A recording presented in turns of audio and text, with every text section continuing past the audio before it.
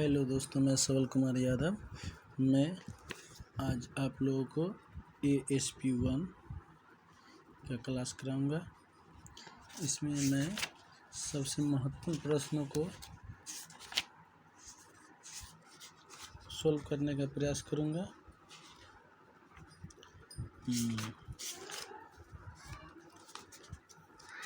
मैं एक एक करके महत्वपूर्ण 3 प्रश्नों का उत्तर सोल्व करने का प्रयास करूंगा।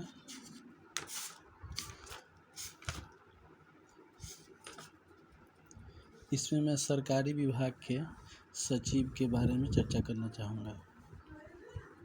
इसके अंतर्गत परीक्षा में प्रश्न पूछे जाते रहे हैं। भारत सरकार के प्रशासनिक ढांचे के अंतर्गत किसी विभाग के कार्यालय प्रधान को सचिव कहा जाता है।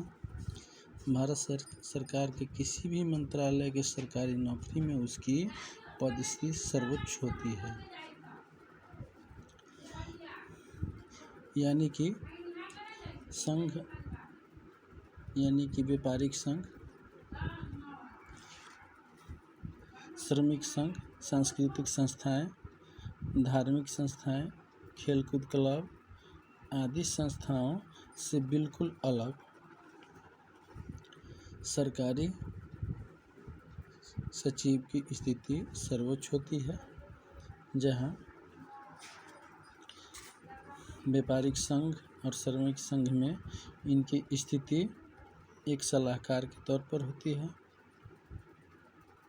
यह प्रबंध समिति को सलाह देते हैं, जबकि सरकारी मंत्रालय में सचिव मंत्री के प्रति प्रत्यक्ष रूप से जिम्मेदारी निभाता है। उदाहरण के लिए गृह मंत्रालय का सचिव, व्यय विभाग का सचिव, वित्त मंत्रालय का सचिव आदि। मंत्रालय या विभाग के अनुसार ही उसमें और भी अधिकारी होते हैं, जिन्हें अपर सचिव, संयुक्त सचिव, उप सचिव और अवर सचिव कहा जाता है। ये अधिकारी मंत्रालय या विभागों के प्रशासनिक सोपान का प्रतिनिधित्व करते हैं और उसके विभिन्न स्तरों पर विभिन्न प्रकार के कार्य करते हैं।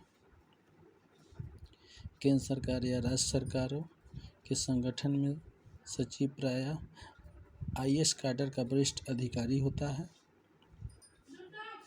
जो किसी मंत्रालय के किसी विभाग के सचिवालय या किसी मंत्रालय के सचिवालय के सर्वोच्च अधिकारी के रूप में काम करता है। दोस्तों, IAS कैडर का मतलब समझ रहे हैं।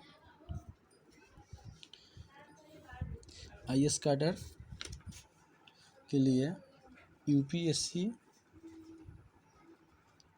जिसे संघ लोक सेवा आयोग कहते हैं,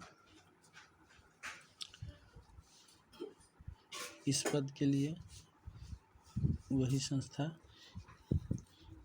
एक उम्मीदवार का चयन करती है।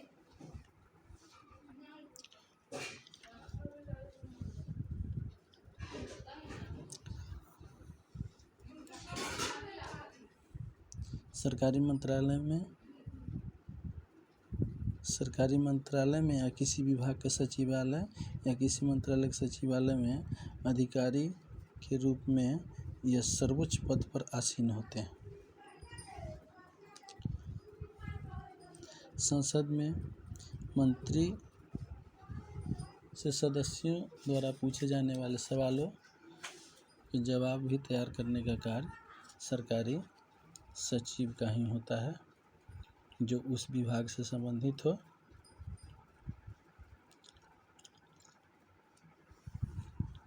इनके कार्यों को 2 भागों में बांटा जा सकता है, प्रशासनिक और सलाहकारी। प्रशासनिक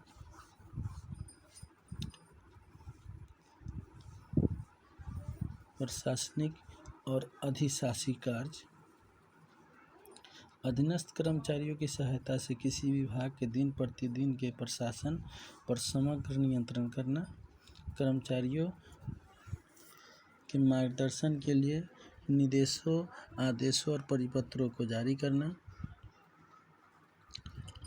मंत्री या मंत्रिमंडल की नीतियों और निर्णयों को कार्यान्वित करना, अपने विभाग के कार्यों से संबंधित बैठकों, सम्मेलनों और गोष्ठी में उपस्थित रहना, संबद्ध विभागों के कार्यों के साथ अपने विभाग के कार्यों का समन्वय करना, किसी प्रस्ताव या योजना से संबंधित जांच पड़ताल कार्य का संचालन करना, पर्यवेक्षण करना, उसके संबंध में मंत्री को सूचित करना, नीति निर्धारण तथा निर्णयों के लिए आंकड़े के एकत्रीकरण, मिलान कार्य का पर्यवेक्षण करना। ये सभी प्रशासनिक कार्य होते हैं। इनके कुछ सलाहकारी कार्य भी हैं, जैसे अपने विभाग के कार्यों के संबंध में मंत्री को सूचित करते रहना, नए प्रस्तावों, योजना और परियोजना की उपयुक्तता के संबंध में मंत्री को सलाह देना, सदन या विधानसभा के अधिवेशन के समय यदि मंत्री को किसी कागजात या सूचना की आवश्यकता पड़ती है तब उन्हें प्रस्तुत करना होता है, यह उनकी जिम्मेदारी होती है। सदन या विधानसभा में पूछे गए प्रश्नों के उत्तर तैयार करने में मंत्री की सहायता करना इनकी जिम्मेवारी होती है। यह हम आपको पहले ही बता चुके हैं। तो सरकारी सचिव जो किसी सरकारी मंत्रालय का विभाग होता है,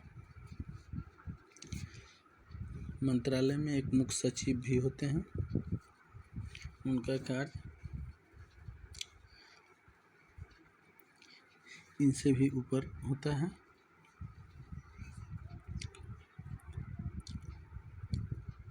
कुछ देशों में मंत्री को ही सचिव कहा जाता है। उदाहरण के लिए संयुक्त राष्ट्र अमेरिका,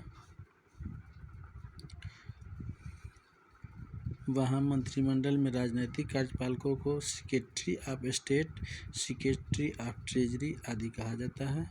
उनकी सहायता के लिए under secretary, assistant secretary, special secretary आदि अन्य राजनीतिक कार्यपालक हो सकते हैं। इस देश के राजनीतिक कार्यपालकों के लिए अस्थायी अधिकारी काम करते हैं, उन्हें ब्यूरो चीफ कहा जाता है, जो सरकारी नौकर होते हैं।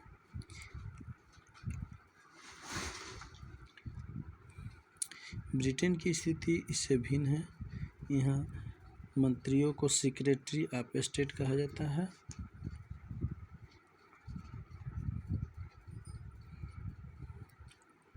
उदाहरण के लिए secretary of state for home affair, secretary of state for foreign affair, secretary of state for defence आदि।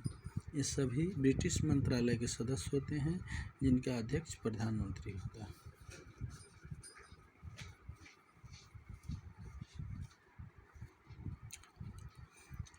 तो आप सरकारी सचिव बहुत अच्छी तरह से समझ गए होंगे।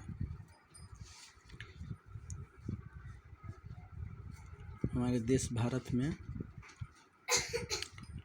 कुछ अलग तरह की व्यवस्था है सचिव के मामले। संयुक्त राष्ट्र अमेरिका और ब्रिटेन में मंत्रियों को ही सचिव कहा जाता है, और जो सचिव के कार्य करते हैं उन्हें अंडर सेक्रेटरी, ब्यूरो चीफ आदि कहे जाते हैं। इसी के साथ सरकारी सचिव पर चर्चा समाप्त करना चाहूँगा। अच्छा लगे तो लाइक करें और सदस्यता ग्रहण करें।